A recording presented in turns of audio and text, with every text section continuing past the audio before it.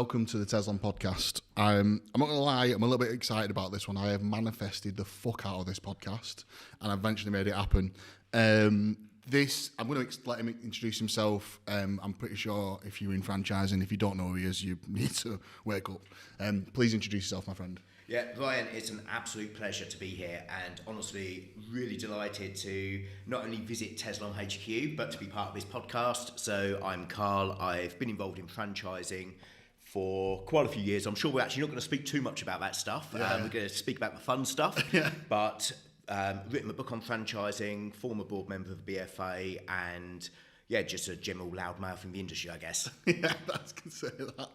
I kind of need to unpack. I've been a little bit selfish over the last couple of podcasts, because when you use social media and you get involved in franchising, you're like, how did this person that everyone knows different people, and then you end up having a couple of questions in your mind. And I always have one. I was like, how did you get in? We'll go right back, Carl, but I struggle to pinpoint the moment when you got into franchising, and I just wanted to sort of directly ask you, what was your day one?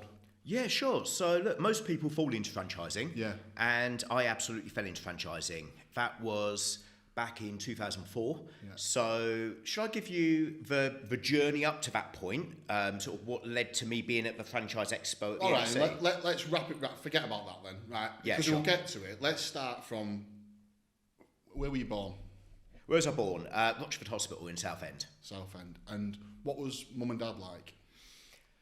That's a really good question. So my old man was a really hard worker, and mum was as well, actually. Yeah. So it was what I call a very normal upbringing, and I now know it's actually quite a humble upbringing. Oh, nice. But brought up on a council estate, and dad was a locksmith, mum was a dinner lady and a cleaner. So absolute grafters. Yeah, basically. And I saw at an early age what that world was like, and realised that wasn't a world that I didn't particularly want to be in. Yeah. You know, I knew actually really early on that it was strange that a lot of the neighbours didn't work. I knew that it was strange that some neighbours would be nicking stuff off of other neighbours, and you know, it was just a world that I wouldn't say was unsafe. You know, a lot of people perceive these things unsafe, and it absolutely wasn't. It was just a world that wasn't where I wanted to be. Yeah. They were hard-working people. In truth, they were skint. Yeah. You know, I always got vivid memories of my dad sort of like literally counting out the pound notes and sort of dividing it into pots of there was a bit for shopping and so on. Yeah. And I always got the sense there actually wasn't enough in most pound notes, but they did the best they could. So you don't remember any like sad times in service, but you just remember a happy like childhood. But I mean, my old man was strict, but I think that was a good thing. Yeah. My mum was really caring. A pivotal moment was my mum having a brain tumour when I was 5, so she's in hospital on my 5th birthday. So I remember that quite clearly. Yeah. But to be honest, I would love to say to you there was all this like really deep childhood trauma. Yeah. And there wasn't, it wasn't necessarily the best circumstances, but my parents did the best they could. I was also absolutely blessed by the fact that, thankfully, and this sounds really pompous, so if someone else was saying this, if I was in your position, Ryan, I'd want to reach over and hit me, but I was quite intelligent. Yeah. And I was quite fortunate that I was offered to join Mensa at an early age with an IQ higher than Einstein. Seriously. Fuck off. What's your IQ level? 168. No way. And that was when I was a child. It's probably gone downhill massively since then. Yeah. But that was how it was assessed. I passed my 11 plus, which is pretty much an IQ test. And I was blessed with a grammar school education. So despite having, I guess, what could be a challenging upbringing and what could be negative influences around, actually, it was pretty good. I love that, man. So not many people say that kind of story. Normally people try and pull out the bad stuff, but it's actually pretty good. I've had a few people on the podcast that I haven't had, like, it's just interesting to see. I think I always feel like I've got no qualifications in it at all, but there's always something in the beginning years that help about the behaviour in your later years, and it's interesting to see. How did you end up going for a mentor test? Who picked up on that? Is it your school? And he said, it was school. So what happened was, I think I got put up a year, And it's obviously really hard to know exactly what happened, but I seem to remember being put up a year. And believe it or not, I was a computer geek. Right. So this was, I was born in 81, so it gives you an idea of the timescales. We had a Acorn Electron, which was the cheap version of the BBC. And I just quite enjoyed the fact that you could type stuff in and see what happened. And I had this dream of building my own computer game or whatever. I used to play Repton and Space, all of that stuff. Anyway, I was able to program it, but at a very low level. So the school noticed that there was something there, tried to put me on extra lessons. That didn't continue for too long. And then it was things like spelling tests, for example. I used to be a bit of a cocky little sod, and you probably remember the spelling tests in a class. You'll be given the list of 10 words, and I was able to do it with my eyes closed. So they carved off 3 of us where we could choose our own words. And I was choosing stuff like anti-disestablishmentarianism and diacetyl acid and things like that. And able, for some reason, to remember how these were spelled. So there was clearly something that was there. I don't know what happened to it, though. Because, as my old man would always say, that I was clever but had no common sense at all. I don't know. I think I've sharpened that as I've gone on, I hope. I think your job makes you do that. I've done it in life and having a business and stuff that makes you do that. Mate, that's interesting. That's so. At what point did you so you went through school, cool, and that was all right. Did you get into sports anyway, Carl? Was a sports party like No. So sports, I wasn't too interested in until a certain point. So my schooling sounds great, but by the way, about the age of 13, there was a massive change in that. I'll come to that in a moment, but basically just started going down the very much the wrong path. So in terms of sports, I always struggled physically in terms of running, swimming, and so on. And I think it's something that challenges both my daughter Lauren and my son Junior. Charlie and Jordan are both okay, but I suspect it might be a low-level dyspraxia or something like that, where my joints just aren't made for that kind of stuff. So I also remember having to go for physio, so to learn how to run properly and how to do stuff. I also couldn't speak until I was 4, I believe.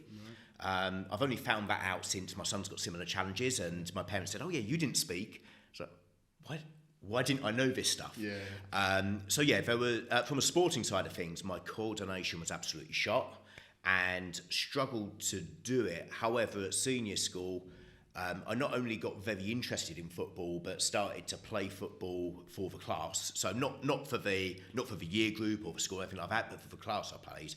But I was a fat kid, so I was in goal, and there's a couple of other sports like hockey and so on, but that wasn't a major part.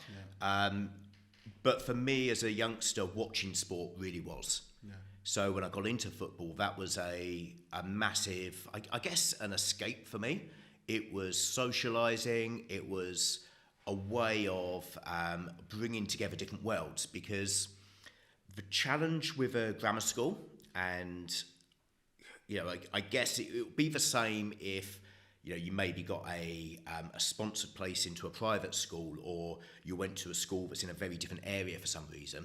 You have loads of different groups of mates, because I had mates on my estate, I had mates nearby.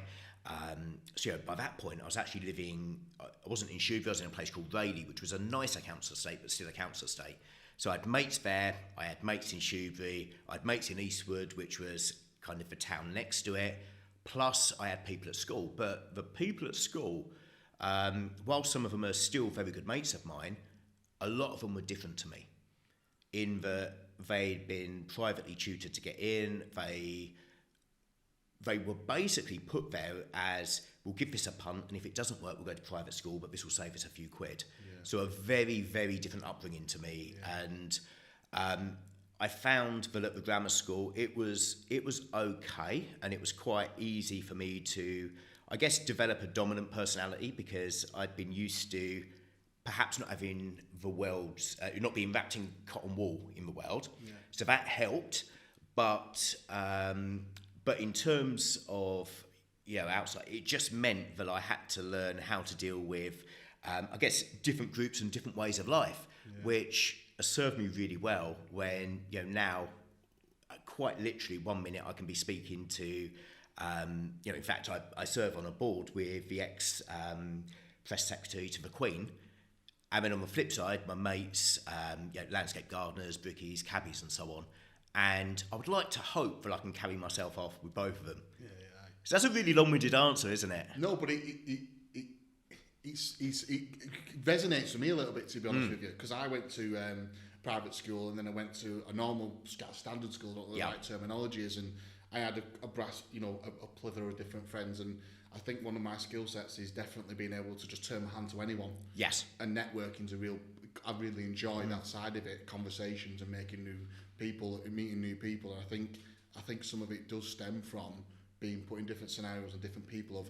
I've got friends who are so rich you would never be able to figure out how rich they are. Yeah. And I've got some friends who been heroin addicts, and some of them have died, and some have been in prison, some haven't been in prison, some have I've just got friends of all different types of backgrounds. Yeah. And I think I can hold a conversation with them all. And I think it's not just from a communication skill perspective, because yes, there is a bit of adaptation. That I kind of know what I say here and I know what I say there. Yeah.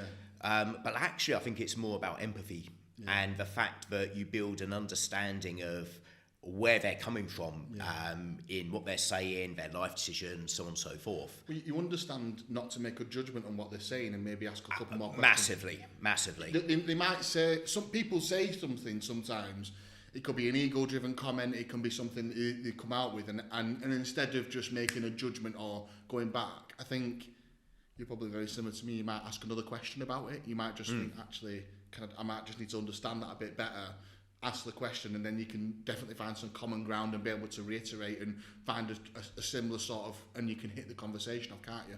Exactly. And I think that's where empathy comes in. And I think, that empathy and understanding. I mean, I know people who've unfortunately done some horrific things and people who've had horrific things happen to them. So, there was a major incident at football, probably, 8 years ago, I guess, where somebody sadly died.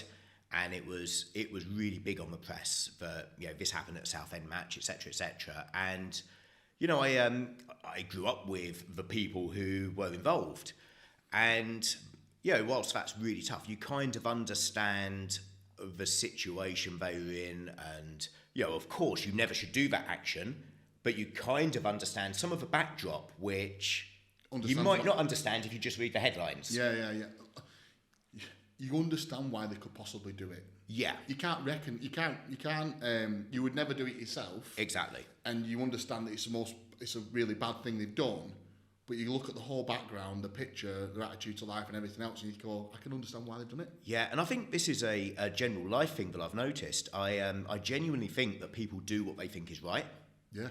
Even if it's killing someone. Yeah, because they've rationalised it in the way they've brought it. Yeah, and it might be that their moral compass is misaligned, or their rationalising process is completely wrong.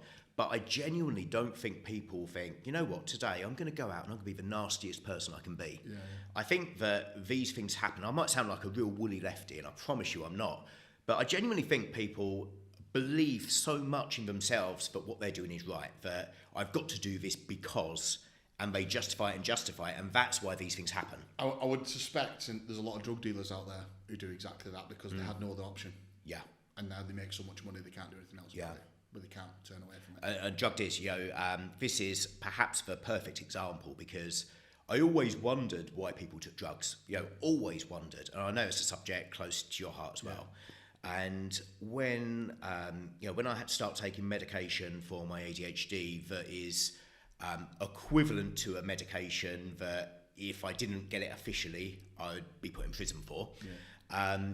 When I took it and it just fixed it, that was just the penny dropping for me that there's actually a reason why people take this stuff. Yeah. Because, I grew up watching the videos you'd watch at school and so on. And I tried to, like everyone did. But I kind of saw those, those pictures, and particularly growing up in Essex, Leah Betts was a really big thing when I grew up. Yeah. So you saw all this horrific stuff, and don't do drugs, don't do drugs, don't do drugs. And I was conditioned to, you've got to be absolutely mad to do this because you'll end up looking like that or ending up like that. Yeah. But actually, through going through the process of having to take them legally myself and seeing the impact they had on my life, it made me look into heroin. And I understood that heroin's actually a painkiller. Yeah, yeah. And that's why people are taking it. Yeah, yeah. It just has the negative effects afterwards. Yeah, well, it's just being able to alleviate from life. Exactly. Yeah, it just alleviates whatever pain you're going through or whatever discomfort you're going through. So if you can disappear, that's why drink's like that, isn't it? You can forget about a lot on drink. Oh yes. And drugs and cocaine and ecstasy and everything else that goes in with that. So we've taken some massive diversions. Yeah, well, I knew life went a different way at 13. So I'm going to scrape back to that point if you're all right with that. Yeah, of course. I presume that school was going well. You got to put up a year. You've done well in Mensa. You're enjoying school. Everything's sort of okay. What happened? Yeah, sure. So what happened was at the age of 11, I went from just the local school where I knew everyone, and we actually had a really close, tight-knit group in our class. Despite being the one who always knew the answer and so on, and it was a bit cocky in terms of knowing that, this sounds really awful, but knowing I was better than the others academically. For some reason, I had a load of mates in that class, and they're still friends now. Yeah. So for some reason, I wasn't an outcast in that class, and I have no idea, because knowing how nasty I was as I got older, I would have made myself an outcast. Yeah. But when I went to the grammar school, it was an all-boys school, and it was a collection of boys from an area probably, if you imagine an area of about 20 miles in quite a densely populated area. So you had a load of people coming in. I didn't really know anyone, and I was kind of chucked into this world that had a lot more discipline than I was used to.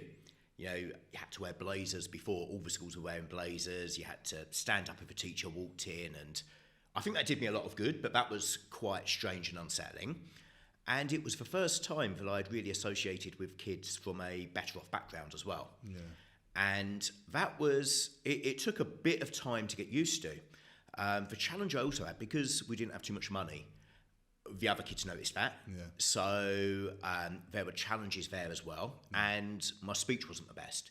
I still can't say my R's properly. I still can't say my own name properly. And how many public speakers can't say their own name properly? But when I was younger, I couldn't say yellow, I'd say lello and things like that because of a speech therapy. Yeah. So there were challenges in the very early years, but I was still doing all right academically. But then a switch just got switched off at around the age of 13, where I first of all found out about cigarettes. I was about 12 or 13, started smoking, started hanging around with the mates that I had grown up with. I would never go out at a weekend with the mates from school. It would be the mates from my area. And things just started on a path where I guess I got completely disinterested with the academic world, even though I really did know intellectually the value of what I had and the opportunity it would bring. Yeah. The standard was, you study there, you go sixth form, and the expectation was that a really good percentage will go to Oxford or Cambridge. And I'm talking not the one or two that might be for most schools in a 5-year period. This was quite a high percentage you expected to go that way. So I knew that was a real opportunity, but I just didn't give a monkeys. I was more interested in going out, learned about girls, liked playing football down the park, all of that kind of stuff, and started doing some silly stuff around it, bleaching my hair during Euro 96, for example, and getting suspended.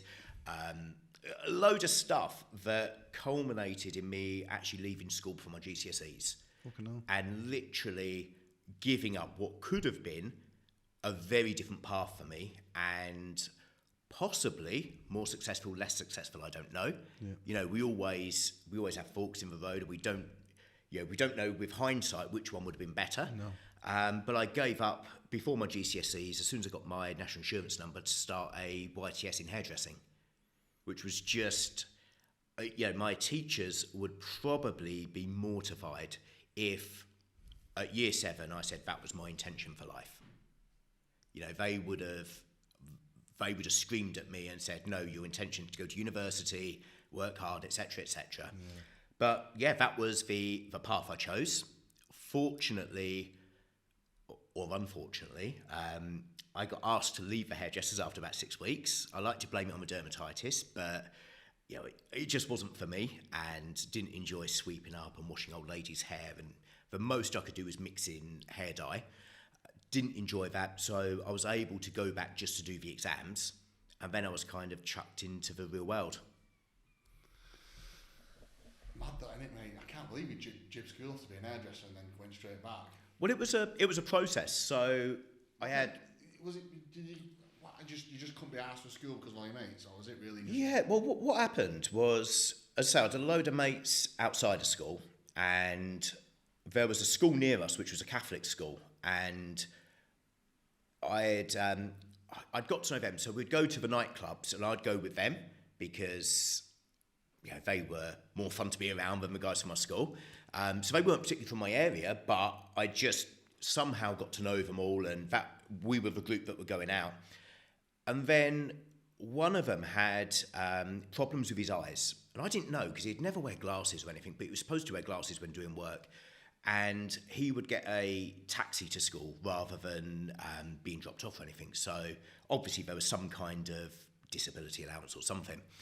And his taxi on a Friday, he'd asked to be dropped off around the corner, and we'd all meet up. So I started by taking Fridays off because their school was probably 10 minutes from mine, and we'd just meet. And then as soon as I realised I could take Fridays off, it was just a case of, do I really want to be doing this? Yeah. And again, because there wasn't much money in the household, in honesty, the £31.50 that I was getting from the hairdressers, and I think I had a £1 allowance for the bus fares, which didn't come close to it, that was better than nothing. Yeah. And I was quite happy to be earning a little bit of cash that allowed me to buy some clothes and all that stuff. And yeah, school was kind of just put on the back burner. So went back, did you do all right in your exams or not? I did all right. And yeah, one of my regrets in life is that I didn't apply myself more. So I actually got 2 A's, a B, 3 C's and 4 D's. But for my school, that was shocking. Yeah. And even my brother did better than that, which was shocking to me because he didn't pass 11+. Yeah. So yeah, I wasn't particularly proud, but I was happy that it was enough to get me a job. By that time, I was working in a supermarket 2 hours per day in the morning and was, in truth, utterly directionless. Just existing, basically. Just existing. And I think it was around like mid-August, I thought, I've got to do something myself. And applied to the college, did a GMVQ, I think it was called, business, and hated it. Yeah, no idea why I hated business, but absolutely hated business. Actually went to the sixth form day at my old school and was told by my business studies teacher that business isn't for people like you, which was probably quite a formative moment for me. So yeah, did the business at college, didn't enjoy it at all, as I said, and spent more of the time, again, this was 1997, and people around our age were what I call the social media natives. Yeah. And you probably remember before the days of MySpace and so on, which people say was the first social media, you probably remember the chat forums. Yeah, yeah. And the one that they used to use at this college was Trouble, the kids' TV channel. Yeah. And I was just spending all day on there, and I was like, I could do this at home. Not that I had a computer at home, but I could buy a computer, I could do this at home. It didn't seem like what I wanted to be doing. So I then changed to A-levels within a couple of weeks. Started the A-levels, embarrassingly ended up chucking a table across the room. And it was just an incident which I now know might have been attributable to my ADHD, might have been attributable to me thinking I was bigger and better than everyone else, because I was a typical cocky 16-year-old back then. So left college and had to get a real job. What was your first real job then? So first real job was in accounting, and I was really fortunate to land it, because even back then, It was a world that was relatively close to people who came from an upbringing that I'd had. That's like an anomaly, isn't it? Like how It was. So, just someone you knew, or just put a CV? No. So I applied for the jobs in the job paper, and again, Ryan, I'm exposing us completely with our age here.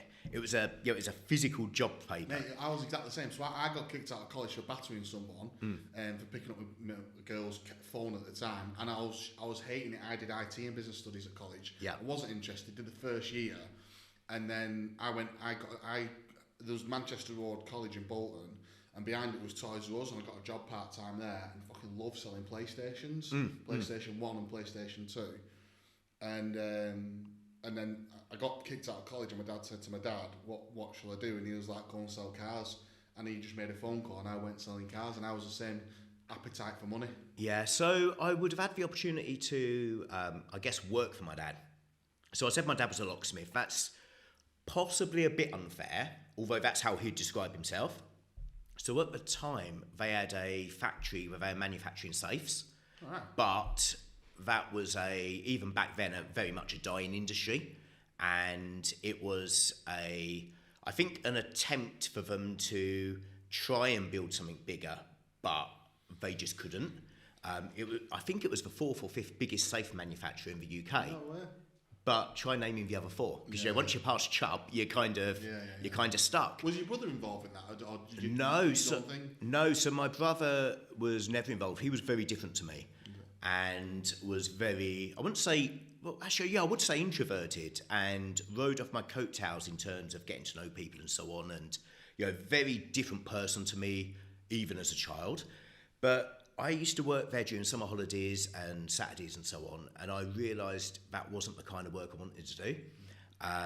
The factory, unfortunately, had an arson attack when I was about 12, so I helped out a lot with the safes. We had to recondition them all, so using the angle grinder to sort of shave them down and make them look half decent, all that kind of stuff. So I've done the shoveling the cement into them and so on to make them heavier, and used to help in the shop with sweeping up, cutting keys and so on.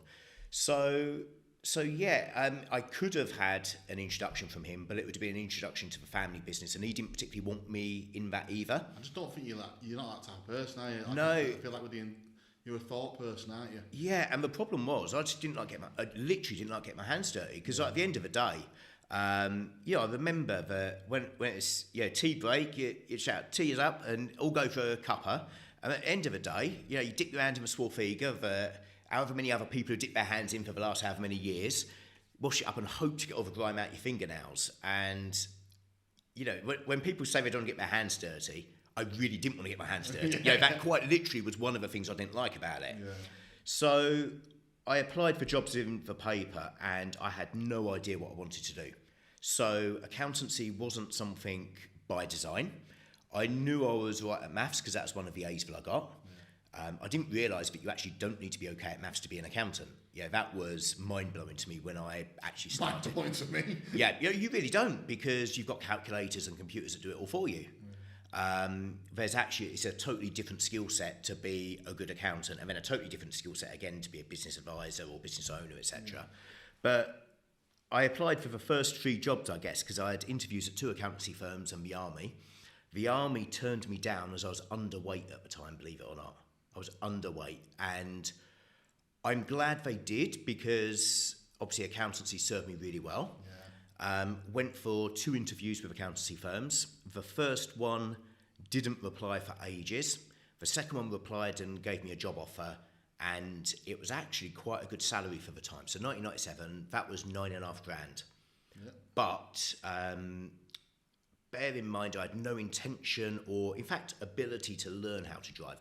Just didn't have the money to do it. It was in a place called West Horndon, which was about 20 miles away towards London. Yeah. So to give some context geographically, Southend is kind of stuck on its own, and then you've got to go into London to get anywhere. Yeah, you have, yeah. And the trains and so on and the time would have made it quite difficult. Plus, there's 2 very different train lines, and it would have been quite a trek to get to the train line I needed to be on. And then fortunately, the first job, they must have been turned down by the other applicants. So they came back to me about 2 months later, $5,500 a year. So I took that, and the rest is history. I was then an accountant. And I've no idea genuinely how I got through the interviews, because most people who enter the profession, even now, kind of have accountancy or legal or architecture or so on by design. Yeah. So it's by design, pardon the pun with architecture, but it's by design from their family.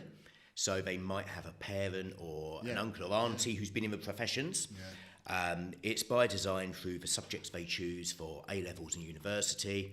And historically, with accountancy, you had to pay for what was known as your charters, which is where the word chartered comes from. And I didn't have any of that. And I actually didn't know what an accountant was. I had no idea. You think they just took a chance on you? Quite possibly. Although I clearly remember it was in Leigh-on-Sea, beautiful seaside resort near Southend. And it's turned into a real sort of Towery place now.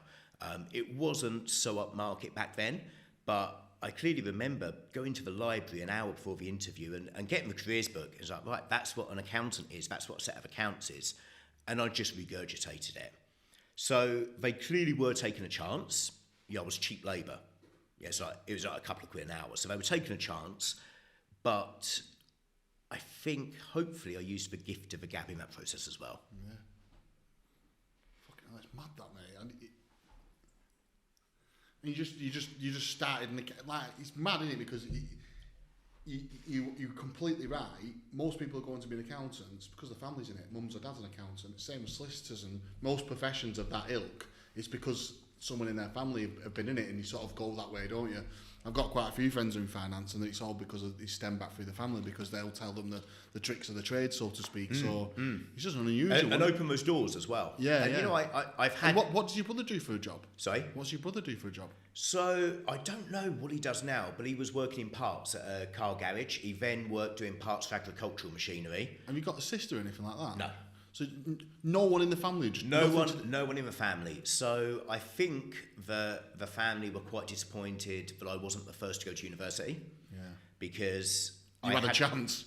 Sorry? You had a chance, basically. I had a chance, yeah. Because you're clever. So I had the chance to go to university. So I think they were quite disappointed with that. The second person who had a chance, my cousin Lee, who also got into grammar school, he very sadly committed suicide at a very young age. So... I actually don't know if any of us have been to university yet.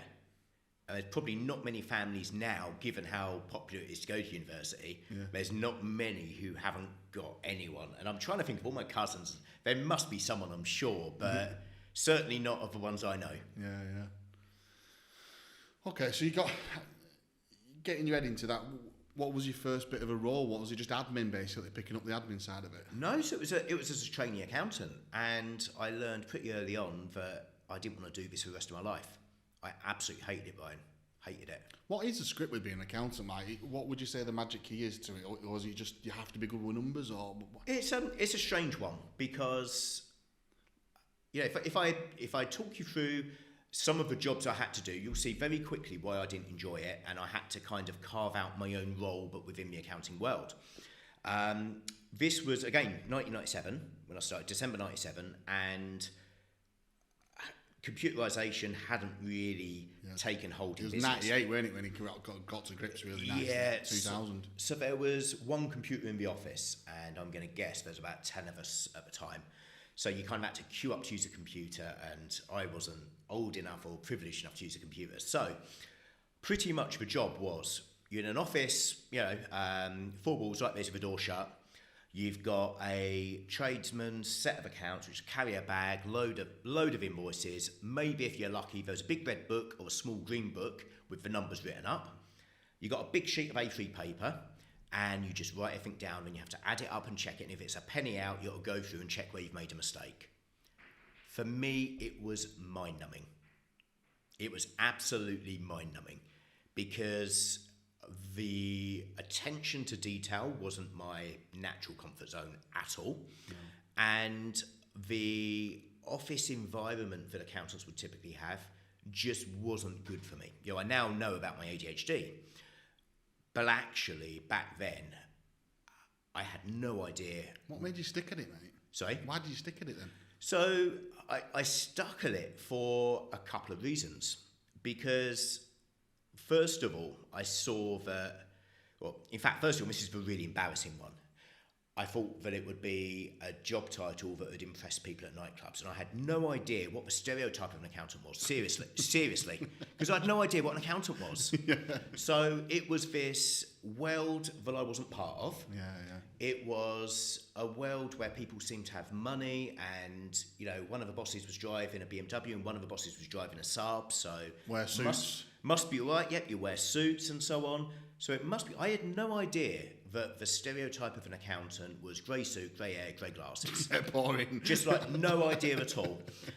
So, had I known more at the time, I'd have probably gone to the fire service or something. But, I didn't know. I genuinely thought it would be something that would be quite a credible job to tell people about at the nightclub. Yeah. And I now know it's credible in life, but not necessarily the most enthralling conversation starter. So that was the first thing. The second was I met somebody quite early on in my life and ended up with a baby on the way. So come on, get a bit more detail than that. What do you mean by early on life? Early on in life, I can't remember the exact dates, but Jordan was born March 99. So that'll give you an idea. I started the role in December 97 at the age of 16. Fucking hell, so gives you an idea. Yeah. And it was young then as well, weren't it? Yeah. So I was living in a bed sit in Westcliff, which was 50 quid a week cash.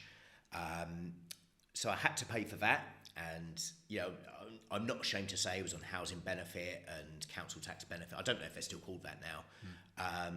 But yeah, I had to keep the job to pay my contribution towards the bills. Yeah. And that was a really tough time. Were you together as a couple or not together? Or yeah, so we were together, so we were living in that bed set, and I remember having to sell. I used to love mixing, and I had aspirations of being a wannabe DJ. I had to sell all my vinyl at cash converters. I remember that, and they go into, regrettably was smoking back then, and go into the 7-Eleven, and do you remember the days when debit cards wouldn't actually take the money off your account until a couple of days later, unless you had what was called a solo card? Yeah. Unfortunately, I had a switch, not a solo. So before payday, I was able to buy the cigarettes and the food and so on, and just hope it landed afterwards. Yeah. That was kind of my life at that point. So I had to keep it from a financial perspective. That relationship went the way that you would imagine most relationships that start at that age do. Yeah. Mate, it's tough, isn't it, having kids? It's tough, but Jordan, I would absolutely never change it. He matured me so much. Yeah. Because you've got two options. If you've got somebody pregnant at such an early age, you got the option of being a boy or being a man, and I chose to be a man. Yeah. And that, I think, really gave me a motivation to push forwards and earn more and be more and so on. Yeah, sharpen your focus and give a bit of a purpose. Yeah, so that was the second reason. The third reason why I stuck with it was because, strangely, I saw an opportunity. I saw an opportunity to speak to business owners. And that might sound strange for an accounting junior, but pretty early on, I actually stopped doing my accounting studies.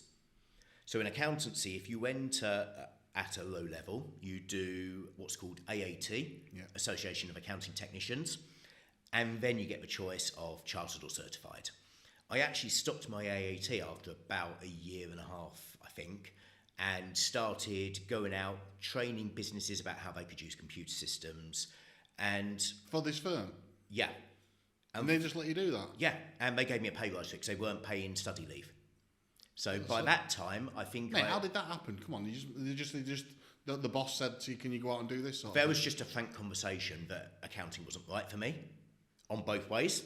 They certainly weren't objecting to what I was saying. Yeah. And I said, look, I really want to help businesses do this kind of stuff. they took a punt on it, and because I had asked to do it and said that I was happy to stop my qualifications, they actually, at the time, increased my pay from 14.5 to 16.5. So that was huge back then. Yeah. And by that point, I think I might have separated with Kim, but I don't know the exact timings. Yeah. But that allowed me to go out, meet businesses, and I was kind of using it as an excuse to, there's the token, yeah, I'll show you how to do your books. But actually, I was asking them, like, why do you do this? Why do you do that? And I guess the innocence of youth means that you can ask really stupid questions and people find it quite endearing. Yeah. And that happened with the next firm, which ended up being, actually, no, it weren't the next firm, there's one in between. That happened with the firm later. So I decided at around 21, I think it was, I'd met somebody, she lived in Swindon, I'd met her at an Arsenal match, believe it or not, and yeah, we just connected, and we had to choose where we were going to live. I had a load of emotional baggage in Southend at the time, because although I loved my son dearly, I hated the fact that there were so many negative memories about being divorced at a very, very early age. Yeah. You know, that certainly... Did you get married, did you then? Sorry? Did you get married? I got married. I tried to do the right thing. We actually went up to Gretna Green. Did you really? Yeah. So I genuinely tried to do the right thing. That's been something in my life, is always try to be the person who can look in the mirror and know you've done the right thing. Yeah. So... as I say, when she was pregnant, I had the choice to be a man or a boy. And she decided to get married? So... yeah, it's fucking good to do that, isn't it, mate? Yeah, so I did it, and it was over within a year. Probably 9 months, actually. I don't know the exact dates, but it was over very quickly. Yeah. But that was what I felt I had to do morally. Yeah. But I didn't like the fact that it felt like there was a lot of baggage. And actually, there wasn't a lot of baggage, but it felt overwhelming at the time. Yeah. So we have a choice. And you want this new girl in your life, and you want to kind of... Exactly. Yeah, and she was at this end of the country. I was at that end. And there was, in between, a lot of her family was, so extended family. So you have the choice of the 3 areas to move to. And then we just let pure finances come into play. So Southend, for 100 grand at the time, you'd be lucky to get a 2-bed flat. Cheshunt, which is where her family lived, 1-bed flat. Swindon, 3-bed semi. So it was a no-brainer. Yeah. So we decided we're going to buy a house, scraped together the deposit, which seems ridiculous when I use the word scraped, because it was like 8 grand. I remember it was first quoted at 3 grand. We got our 3 grand together, and then we had to find another 5 grand by begging and borrowing. Yeah. Seems madness, but that was hard to come by back then. Yeah. But that's what it was.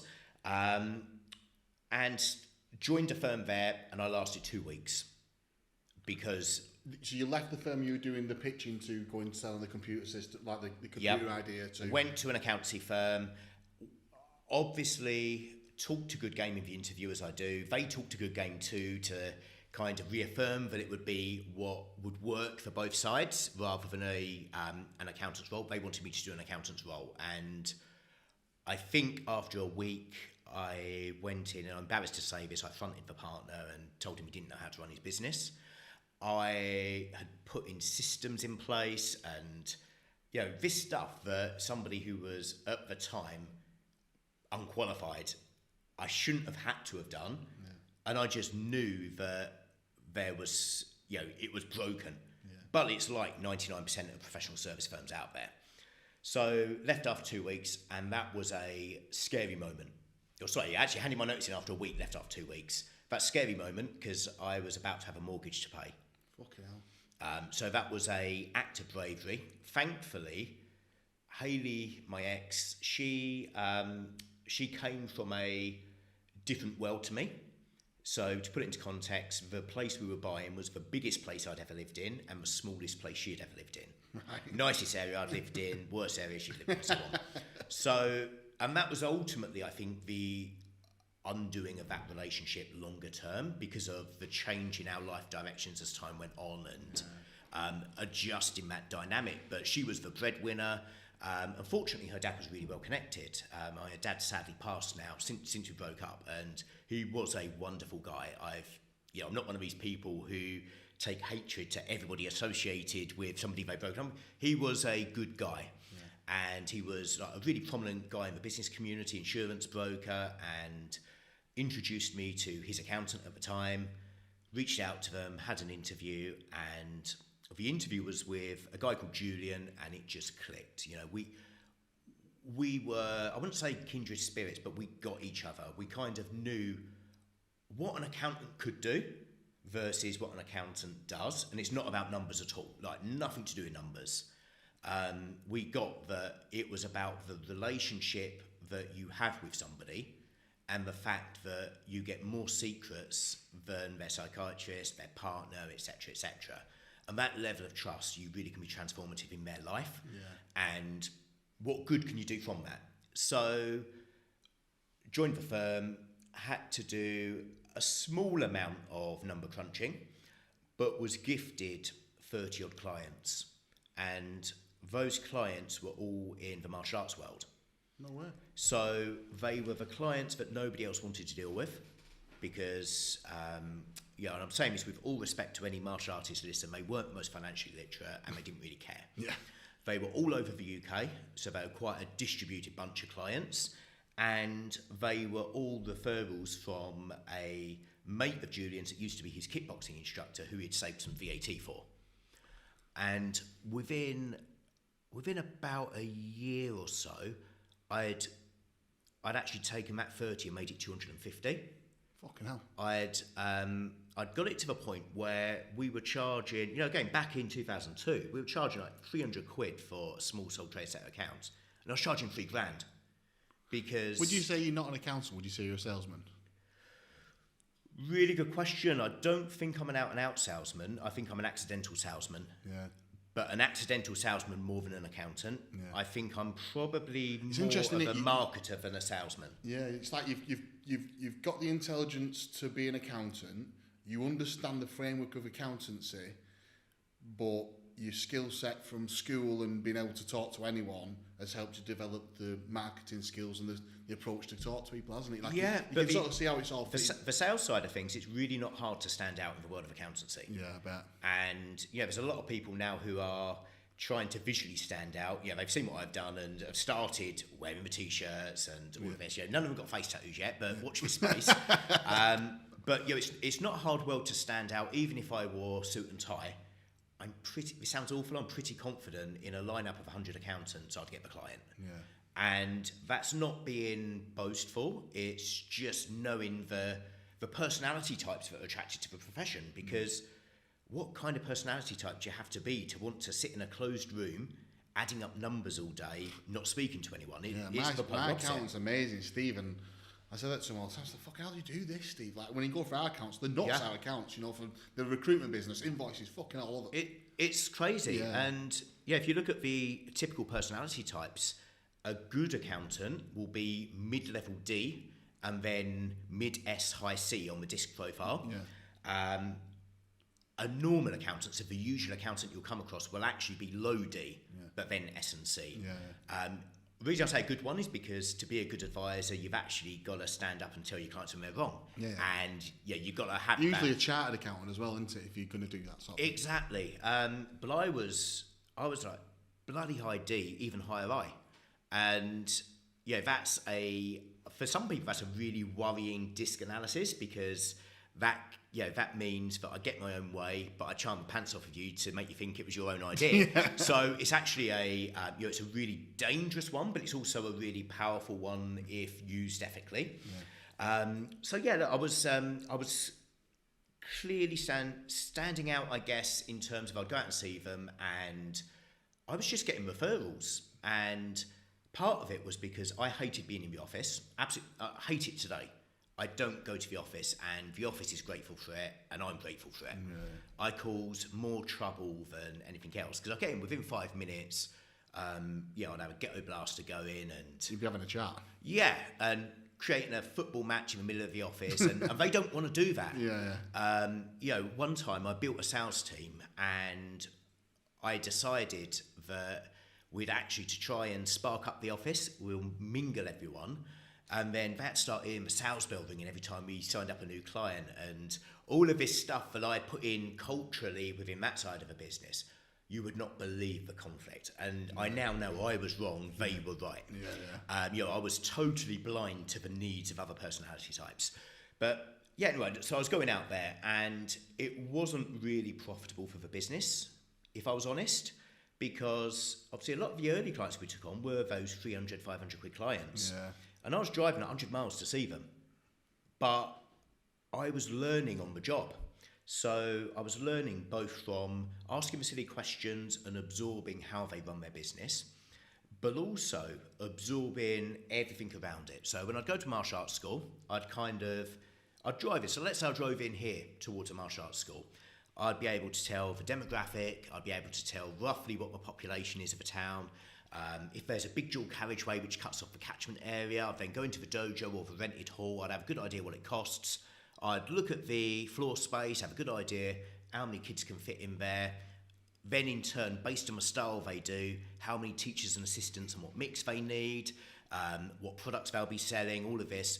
And then it was really easy to advise them because I'll just look at the income levers and then track it back to the earliest thing they can control, which was all down to wearing out foot leather, dropping off leaflets and making phone calls, the stuff that business owners don't want to do.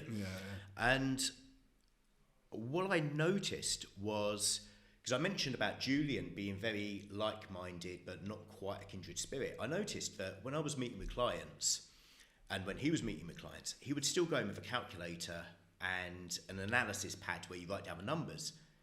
And I realised really early on, I just wasn't speaking to them about financials at all. I just had no interest in it. It was for results and it's a really important thing to be aware of. But I was far more interested when speaking to a business owner about the stuff before. So I was interested in what the plans were, what the big goal is, and also what the tactical plans are to get there, and the activity levels. And then if you look after that, the results kind of look after themselves and the accountants deal with it.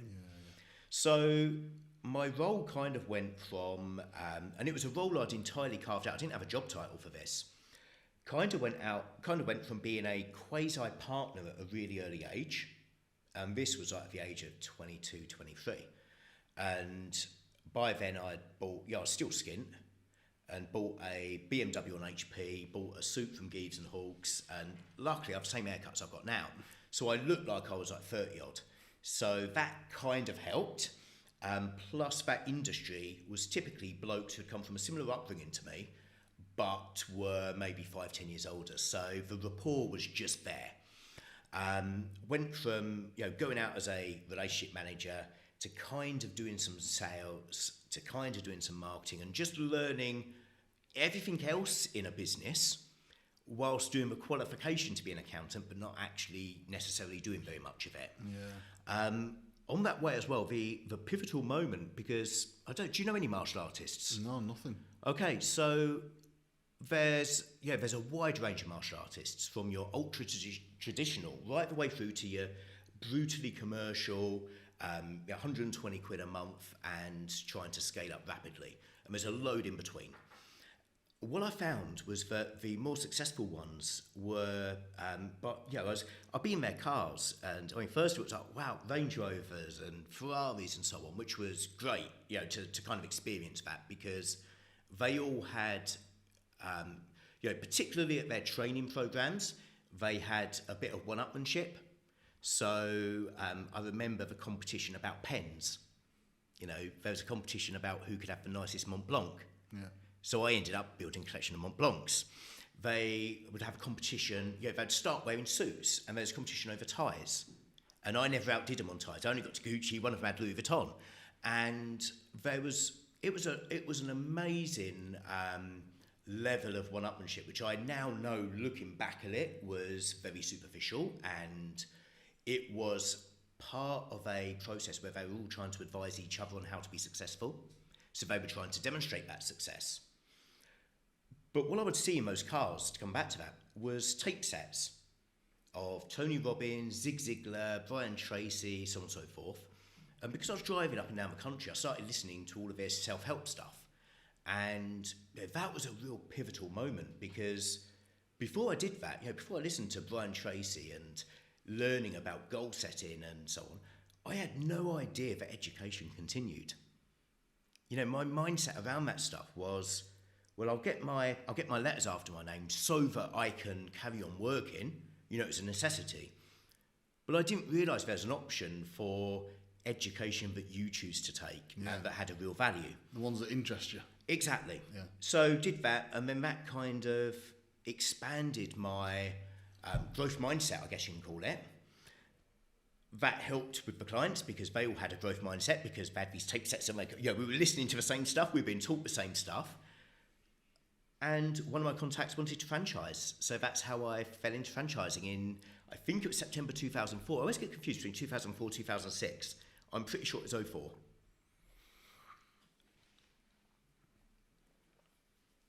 It's fucking interesting, that, mate. It's clever, that, isn't it? That it's you can when I'm painting a picture in my head of how your life is panned out and why you end up doing it. It's always very similar how people's things like pull together, isn't it? But it's never a traditional trajectory. It's never like this is how it's going to be. But then again, your role in life isn't traditional either. To be honest with you, is it? In your job with Dean. And this is it. I mean, I talk about the forks in life. It's like, and I talked about the option of, would my life have been better if I'd gone to Oxford or Cambridge? I don't know. I just don't know. And it probably would have been, but it probably wouldn't have been accountancy. I would have probably used whatever I gathered there to stand out in a different way in a different field. Yeah. I just don't know what. And a big regret of mine was a load of my mates made a load of money, not just off Bitcoin, as there's a lot of us kicking ourselves about Bitcoin, but a load of mates actually made money off of coding when the internet first came around. By then, I thought coding was the geekiest thing you can do, even though I did it as a kid. So I kind of shared both sides of it. Why on earth would I want to build a website? Why do I want to sit on a computer all day? But I chose to be an accountant. And the other big thing was working as a stockbroker in financial markets, being so close to the city. That was a really big thing. And, I look back and think, should I have gone into that world? Could I have made bonuses that would have just set me up for life by the age of 25? You were intelligent enough, weren't you? Yeah. So there's, amazingly, even though I know I've chosen a good path, there's a load of what ifs and regrets as well, which are low level, but you just don't know. Yeah, it's interesting that, isn't it, mate? The thing, because you've got the mind for them other opportunities. It's not sad. It's just like it could have been different, couldn't it? But it's still great what you've done with your life, and you're like, obviously, you obviously there's no regrets for anything ever. Like, you never regret anything. I certainly don't. I know you definitely don't. But it's just interesting, isn't it, when you have them things around you that you could have done other things. Yeah, but it's an acceptance, but there's a never-ending escalator. Yeah. And success, as far as I see it, whatever kind of success is on that escalator, and you're on it a few steps down, and you're both going at the same pace. Yeah. So things adjust and so on. I think, unfortunately, there's a certain type of personality that you stay on that escalator, and it's an escalator, and emotionally you accept it, but you keep on that journey. Yeah, it's true. Go on, mate. So you got approached by... who was it that wanted to do this franchising? Are they still franchising, or do you know them still? So they're not franchising, and there was another two actually that were franchising in the martial arts world. This one wasn't a particularly ethical model, but at the time I looked at it and thought, it's a really good way of making money quickly. But I didn't know how bad it was. It just on the face of it, when they sold me the dream, this is good. So we went to the NEC. And I met Claire O'Connor at Baby Ballet, who had just started out, and Premier Sports, who had just started out, met with a guy from a law firm called Leaves Pryor, who used to be really prominent in franchising, aren't anymore. And I was like walking around this show thinking, there's something here. And I couldn't put my finger on it, but there was some accountants there, and it was like, if they're just selling accountancy, there's something a whole lot more powerful about what can be done in franchising. And I just didn't get what it was. When obviously John Pratt bought his book, but didn't know anyone. And that cycle kind of continued for a few years. But I'd turn up to events and just walk around, maybe win a couple of clients from them, but I wasn't part of a community at all. No. Really wasn't. Didn't join the BFA until 2009, 2010. But the penny drop moment when I realised there was something in it was actually in 2007. So by then we were looking after about 15 to 20. Same firm you account? Yeah, so I've missed a big part out of the journey as well. Right, go on. So by that time, 2007, I'd agreed to be part of the MBO to buy the business out. Oh, right, okay. How does an MBO work in that respect? Yeah, so what had happened was, I mean, obviously I didn't have any money. Yeah, I was going to say that. So I had to raise a small amount, but it was a token. Yeah. It was like 20, 25 grand. So I had to raise a small amount, and Ben, my business partner, he actually put in a large amount, and then we funded it. I mean, it was a very convoluted deal. We funded it through vendor loan, ridiculously the bank advised us to do it through overdraft as well, and that caused us no end of problems down the line, as you can imagine. It's funny, right? So we're having this conversation, but when you actually think about how you've gone to this accountancy firm, you've started selling to be an accountant for all these other companies, and then you end up that is the pivotal moment in your life, isn't it? Yes. That is the pivotal moment in your life from basically a job. One of many pivotal moments. Yeah, yes. But basically that is the point, isn't it? Completely. Yeah, this is the point, isn't completely. it? The moment of, I guess you could say applying, but I didn't actually really know what I was applying to. Mm-hmm. But the moment, certainly of accepting the job offer, or possibly going to the library beforehand and finding out what it is. One of those was the pivotal moment. Yeah. But yeah, anyway, the buyout took place, and because I was so young, the exiting partner didn't want me to be a partner until I was 30. So that was, that's just indicative of that world. Another good example was business cards. He would only give me blank business cards because he thought it'd feed my ego too much if it had my name on. So I had to handwrite my name on. Fucking hell, man. Yeah. But again, that's the professional world. Always has been quite, it's been around protectionism and preserving your own portfolio and so on. Yeah. But I saw an opportunity to build a business. And what had happened was, in the time between starting there and then, I joined D&T, and it had 8 people, including the 2 partners, Neil and Julian. By the time I was in the buyout, or started that process, I had more clients than the rest of the firm combined. Fuck, it's mad that, mate. So it was kind of a sweat equity thing that they had to do. But also I kind of knew there wasn't a limit, because one of the things that I was asked was, and I actually found it quite annoying. It was in a client meeting, and this was when I was learning about how to advise a business.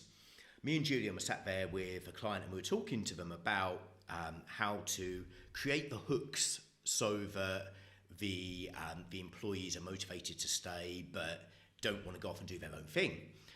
And he turned to me and said, why aren't you doing your own thing? Because, expecting me to say, because of the systems around me and so on. And I responded, because my practicing certificate hasn't come through yet. So I think, and that came out without me thinking about it. It was just like, there's nothing stopping me. I know I can do this. So it was an inevitability that I had to do that. Do you think that you always wanted to do that? Did you always have that in feeling that you wanted to have your own business, or you always wanted to be like that master of your own destiny side of thing, Carl? Or do you think it just came in later? I'd always been my own boss, if that makes sense. Certainly in terms of, certainly in terms in career, I've always been my own boss, and both employers, I'd kind of carved out my own role. Yeah. And when I realised I couldn't carve out my own role, I ditched it pretty quickly. Yeah. So that had always been in me. The personal development really helped sort of bring that along. But also I had this uncanny way of seeing opportunities that others didn't necessarily see. So franchising was one of them, because 2007 we took over the network accountancy for Stagecoach Theatre Arts, who are like one of the fifth biggest franchise in the country. And we were, when I wrote a letter to pitch to them, what actually happened, I wrote letters to all of their franchisees and recruited 2 telemarketers just to ring them. And we got a phone call, an angry phone call from David Sprigg. And David Sprigg is one of very few informal mentors I've had in my life. And he sadly passed about a year and a half ago, and in fact possibly a bit longer. And I'm eternally grateful I had the chance to text him before he went and told him that, and he ended up in tears over it. But he didn't realise that I learned so much from him and what he did and the way he approached business. He was a board member of a PLC. It's an AIM-listed PLC. Yeah. He was a proper bloke. I speak to him and it was all about his A6, and I'm not a car guy, but he would talk about the fact that he's got his car, I can't remember what model it was and how close it was to the S6, but it was a whole lot cheaper, but it's got the same brake horsepower and so on. And I was thinking, like, you know what, you're a proper bloke. You're not driving a Ferrari or something, which you'd imagine from a board member of a PLC. Mm.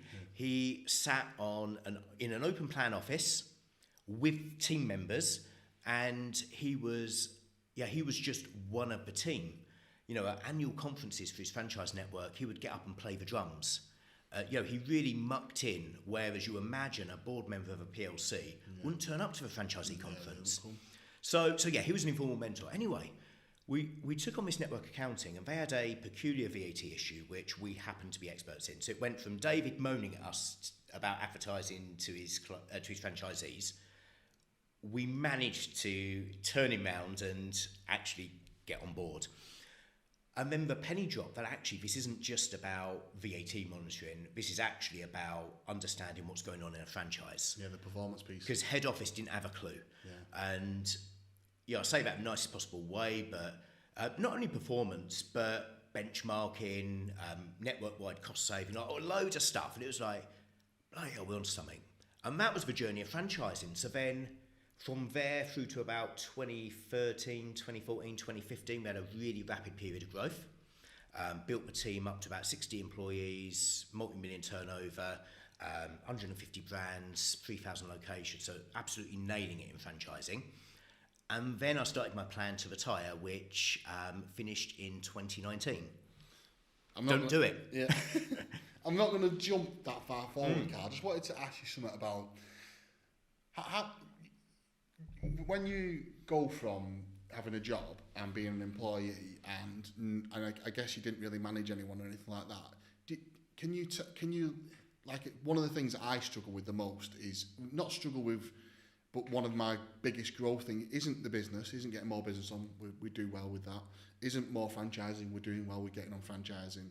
It's about me and Matt learning about my behaviour and how to become a good leader and how to manage a team. Have you ever found that a struggle? Have you? Because your characteristics are very similar, some of them to mine, and I definitely feel like my ego's in there and things like that. Have you struggled with that, mate? Like, did you find it was a difficult part? I did. So I'm really fortunate that I acknowledge I've got an ego, but I was having this conversation with somebody yesterday. I acknowledge I've got an ego, but I also acknowledge that my ego isn't so great that it stops me admitting weaknesses and understanding. You have to have one. You do. You do. You have to. And often the people who don't admit they've got an ego are the ones with the biggest egos. Yeah. It was a conversation with somebody about public speaking, and they said, how do you do it? And I said, well, I've got an ego, but my ego's not so big that I would be absolutely ruined if I screwed up on stage or died, because I fully accept that could happen, and that's part of life, and we move and we start again tomorrow.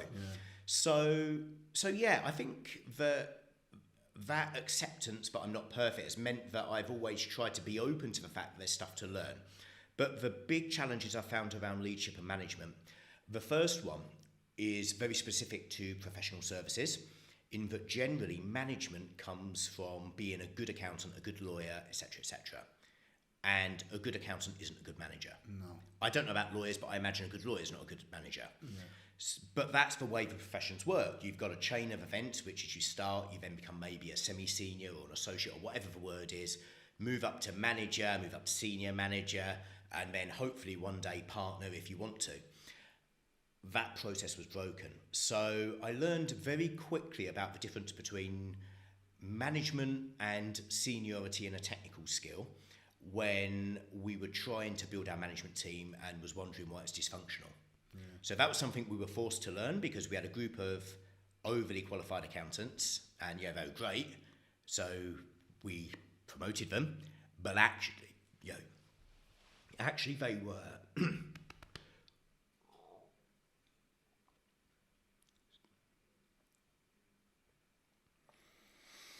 So that's an edit for you, Kate. Dry throated moment for my tablets. That's right. Don't worry, As I say, no ego, so you can put it in the bloopers.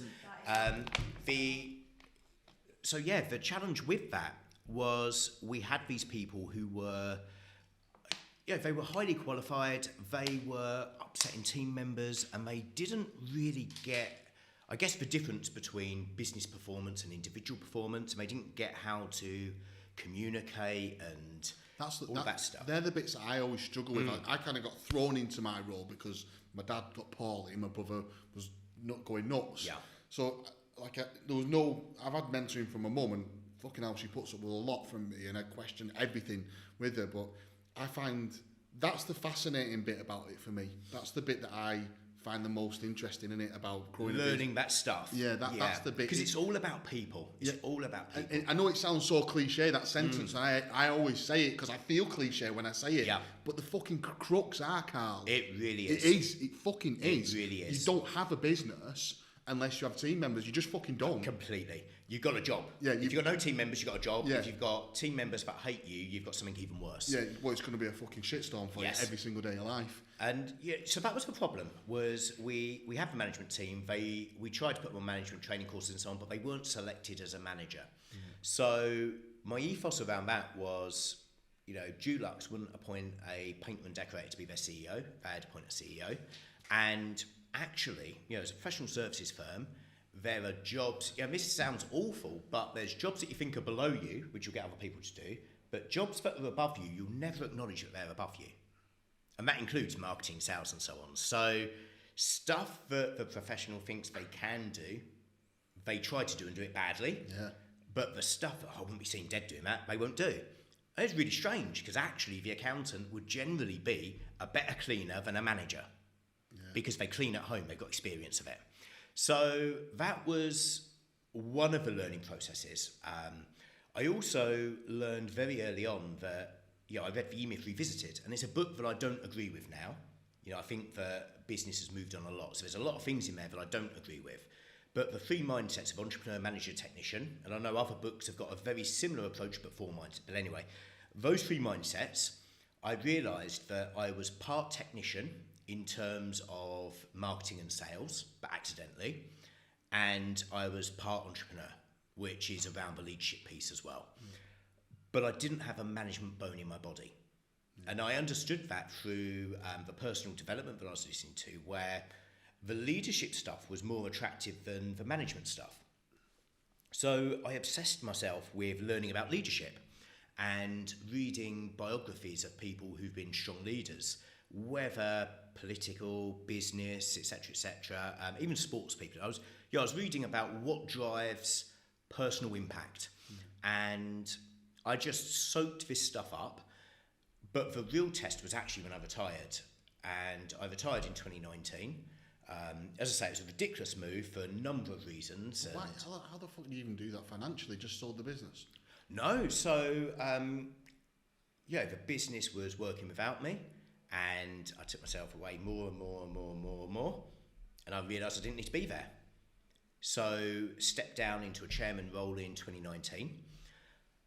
There were events afterwards that meant I had to dive straight back in. But for the 2 weeks I retired before taking over a football club, I was bored out of my mind. But I had to embrace the change of mindset, which is actually, from what I can see, is the true difference between management and leadership. Which was that as a true leader, you're at the bottom of the organisation chart and you serve everyone else. Yeah. And the other one, which I really wish that I had set the bar a little bit lower, because you can die by 1,000 paper cuts, is that I wasn't going to get involved or overrule anyone unless it was £1 million decision. Now, obviously, a lot of decisions come up to £1 million. Yeah. So there were challenges, but obviously COVID and so on, we had a whole mess afterwards.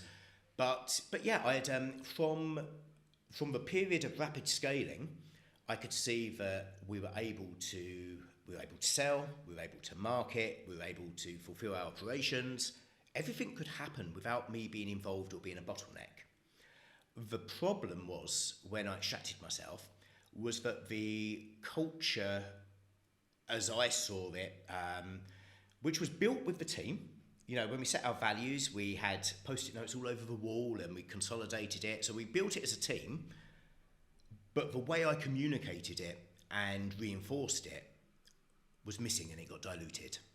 The vision of where I saw our real difference was in the world in franchising, that got diluted, and we started selling funding and accounting services.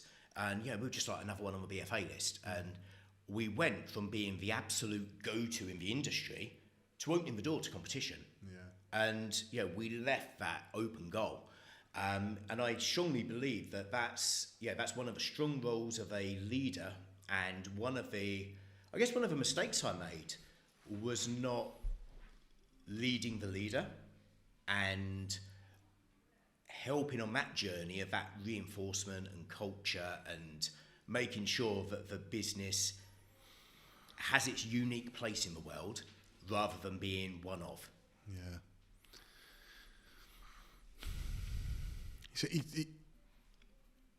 It's a weird one. It's such, every day I've got this appetite for growth about leadership and how I go about doing things. I'm going through this growing pain at the minute of not removing myself from the business, but removing myself from sort of things that are going on in the business that I need other people to make mistakes on. And I think that's a real interesting piece of work that I'm going through at the minute. Do you get what I mean by that, Carl? Where it's like when it's been your baby, and you know you can do it yourself, and you've done it yourself, and gone get business on, and gone done this, and managed teams, and put these things in place, and you know that, fucking hell, you just do this. But you kind of have to let them do it. You do. And it's the trickiest thing in the world, because like I used to get really concerned about communication styles. So I've got it's evolved over time, but I like to think I've got a really distinctive communication style, certainly with the written word. And that's developed, and I've shook off all of the professional words I used to think I used to have to use to sound important and so on. In the old days, the letters would be shadowing what the partners would do with words like furthermore and so on. And I now know from TikTok that that's a word that says before you're going to get mugged. That's when the argument escalates. But they're the kind of words that professionals use, and the jargon to try and impress on people how important you are. Yeah. I was very clear that actually it has to be about plain English and relatable and so on. And then when team members were doing stuff in a different way, I really wanted to rip apart the way they were communicating, because that was a key part of our brand and who we were. Yeah. And so there's a load of stuff I wanted to dive into, but the problem is that if you don't let people develop themselves and you want to stifle them, then why have you got them? Why don't you have someone more junior and just do it yourself? I think logically, the first thing that I did for any sort of extraction process was to find areas where I was the bottleneck. Yeah. Because they're the obvious ones where if I'm holding something up, then take myself out of that process and then it should work. But then after that, I tried to just look at how 80% of what I do, how can someone else do that? Yeah. Because I wasn't that important. I wasn't that clever. Yeah. Everyone I was employing was more qualified than me academically. Yeah. There must be somebody else in the business who could do X or Y or Z. Yeah. And I would just be relentlessly and deliberately lazy. Not lazy in the pursuit of laziness. I was actively looking to be lazy, but that's how I did it. The challenge was, as I say, where I had made a mistake in that process was around the leadership piece and the need for that real, I guess, strength of leadership and unification with the business, and bleeding it if you slice someone open. Yeah. And the business missed that over a period of time, internally, externally, and so on. Yeah. Okay, so 2019, you removed yourself from the business, and 2 weeks later went tits up, and you had to go back. Is that right? No. So 2 weeks later, I took over a football club because I was bored. Mate, am I allowed to ask money-wise, like, how much fucking money have you got? Like, how much money did you sell the business for? Like, am I allowed to? I didn't sell it. So I was continuing to earn income from it. Yeah, so. But yeah, didn't sell it. Yeah. So maintained the shareholdings. Yeah, sure. But with the football club, I always had a childhood dream of taking over Southend United. And yeah, they're my boyhood club. And this came about through when I was 13, I was playing the very first version of Football Manager, and I did quite well on it. So my big team was Arsenal, and I won, I think it was called the European Cup at the time, but won that with Arsenal. So I wrote to the then chairman, Vic Jobson, and I now know his son really well. But anyway, I wrote to the then chairman, Vic Jobson, to apply for the vacant manager's job. And I attached, my CV in terms of Football Manager, thinking that I'd have a shot, and I got a response from him. But anyway, I had this dream of taking over Southend. What had happened was, by 2019, thankfully, I'd moved out of Swindon. I'm not a fan of Swindon as an Are you area. still with this lady you moved to Swindon with? What's her name? No, so divorced in 2012. There's a whole other backstory there around my books and so on, which I'm sure we'll come to soon. Because that was where from about 2013, 2014, when I started stepping away, that's when I started doing other stuff. I was just going to say, I feel like this is where things started to change. And it gets blurry. It's really hard because there's a few journeys going on at the same time. Yeah. So we'll come back to it in a moment. But with the football club, I had this dream of taking over Southend, and I'd actually made an approach last year which got knocked back, and I'm in all of the WhatsApp groups and so on about what's going on at the moment. The team that I've got can't make a deal work because of the nuances of a property deal, but we'd raised the funding and so on and so forth. But back to Hungerford, it was a local club in the area that I was living in. So me and Sarah had moved to a little village called Lambourne Woodlands. It was, fantastic area. I had to move from there during COVID because it killed me, because it was like fields everywhere you look apart from a muddy track, and it was ruining my train. As I said, I don't like getting dirty. It was a beautiful place, converted barn, more rooms than I ever needed. I had a couple of rooms I'd never been in. Seriously, it was that kind of scale. Had stables, the lot, but it just wasn't right. But anyway, we'd really become fond of West Berkshire as a county. Newbury became our local town, and Hungerford was the very closest town. And the football club, one of my mates, a guy called Fraser Digby, who used to be a Premiership goalie, he was my local landlord, and he'd retweeted something about Hungerford. So got in touch, he put me in contact. It was actually a not-for-profit members club. So there was a bit of cash that went in to shore it up, and donations, but really low level. But what we had to do was convert this club that was about to go under, and bear in mind it's at the 6th tier of English football. So it was at the same level as Torquay United, and in fact, just as we'd done the deal to take over, they beat Torquay 1-0 in front of, I think, 6,000 fans. So Torquay was absolutely rammed.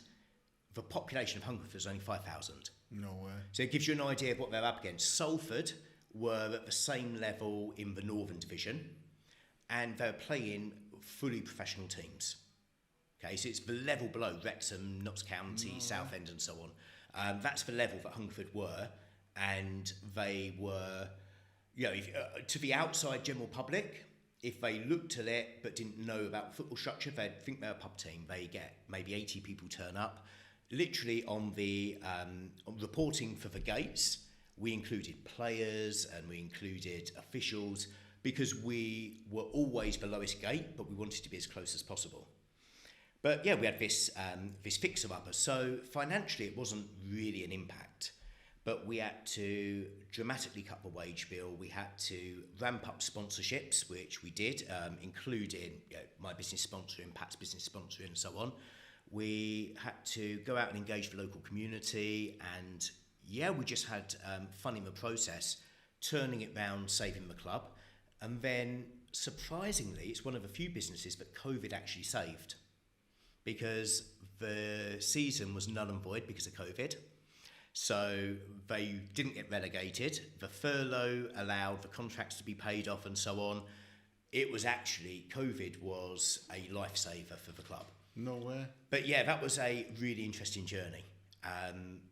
But yeah, that was, well, I filled my time up in retirement. You still got it? You're still part of it? No, I'm not, no. So what happened with that one was once the turnaround had kind of been done and it was working and could see the path of the future, I got offered a bit of a side gig doing some consultancy with a fintech, but it was going to involve a lot of travel.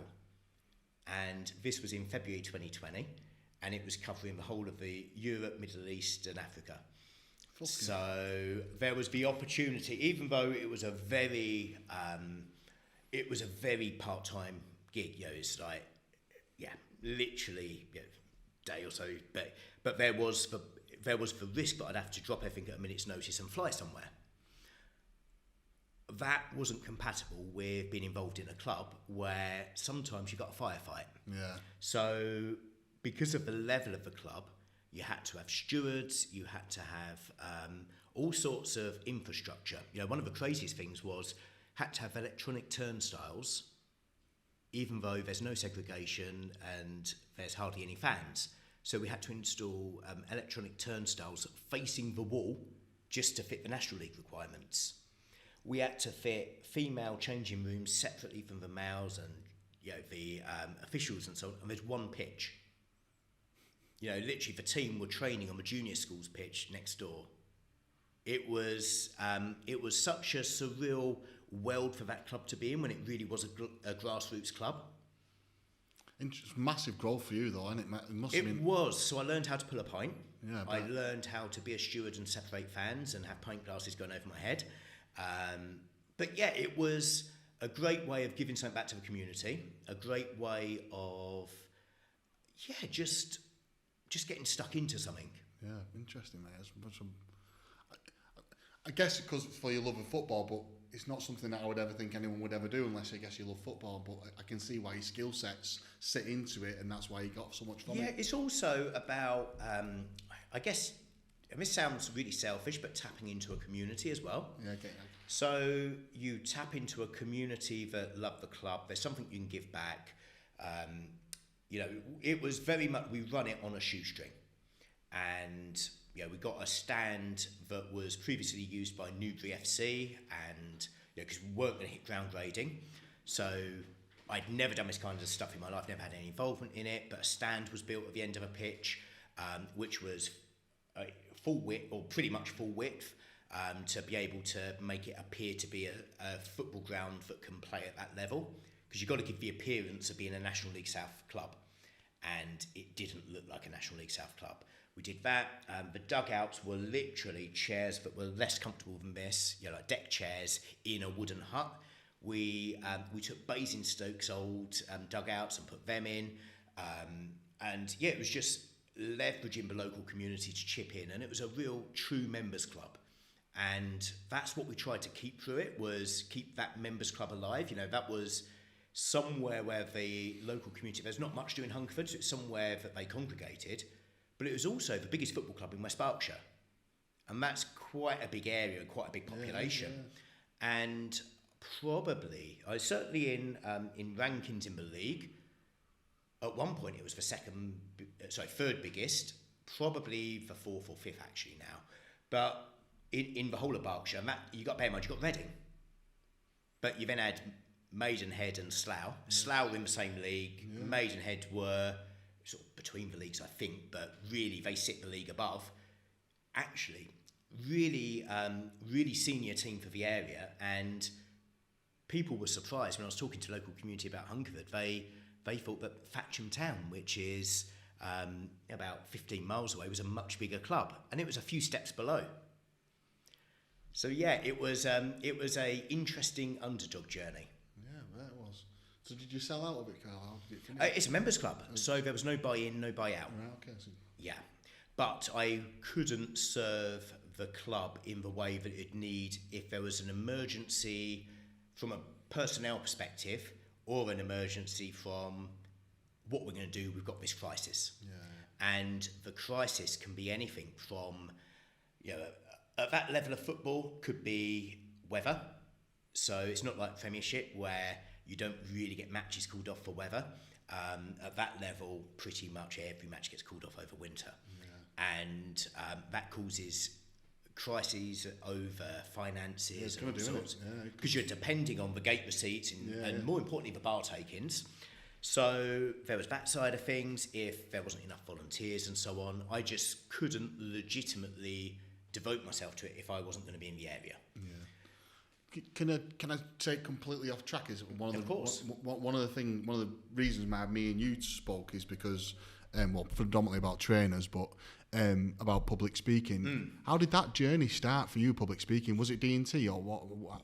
Kind of. So again, that was that fork in the road and sort of part of what scaled D&T, but also part of the other journey I've taken personally. So probably about 2007, 2008, I did my first speaking slots. First one was to a room full of martial artists, and I had no idea about the social codes or etiquette of speaking. So I thought I was amazing.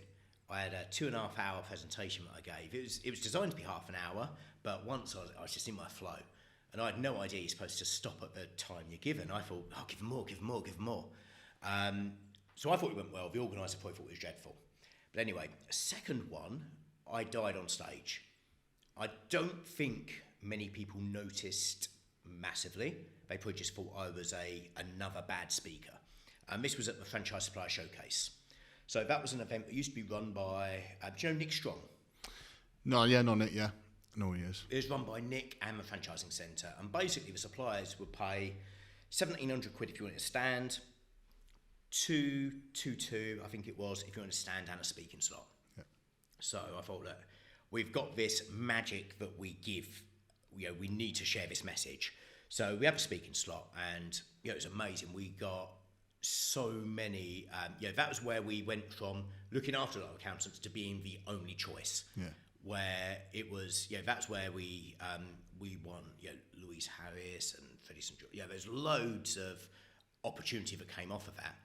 But what they might not have realised, I don't know, was that I died on stage about 5 seconds into the talk. Why? And I think it's because Julian turned up because I'd asked him to help on the stand. Even though we were well in the process of the MBO together, I still saw him as the boss. I was still very inexperienced at this stuff, and I'd over-rehearsed. So when I say died, I think I carried myself quite well, but I could feel my voice get sticky, I could feel myself sweating. It was like the usual symptoms of nerves, and I don't think they came across. And I know that because I've seen a lot of people talk and then after say how nervous they are, and they don't look nervous. So maybe I'm just deluding myself, but I think I was okay, but it certainly wasn't great. But that experience kind of fired me up to really start working on that and facing what had happened. So I just kept turning up. As part of the journey of not so much stepping away from D&T, but as part of a journey of, I guess, diversification, accidental diversification, when I was delegating staff and able to make myself more free, I had the opportunity to write a book, The Startup Coach. So that came by Facebook in 2014, responded to a message, said, I can do it, got a book contract with Hodder, who are part of the world's second biggest publisher. It's like unbelievable that they contracted me. Did the book, and I was doing sort of jobbing speaking slots, but nothing big. And then I met a guy called Murray Harkin, who ended up becoming my publicist. So Murray is, he's got an illustrious past, I think is the best way of putting it, but a checkered past as well. He's a lovely, lovely guy. And at the time he was representing Martin Lewis, money saving expert. Really well connected in the press and so on. And we met at the Trussell Trust. So the Trussell Trust, I was doing some pro bono consultancy because I'm not sure if you're aware, but they're a social franchise. So every food bank in the country that's under the food bank branding the Trussell Trust use. So when you hear the stats that are given to government of X number of new food banks or X million users, That comes from the Shuttle Trust, Right. and that's a franchise. No way. It's a franchise. So they franchise to the local church because it's a Christian-based charity, and it's a all not-for-profit in the whole scheme of things, but they're contractually obliged to use the branding, to use the website, so on and so forth.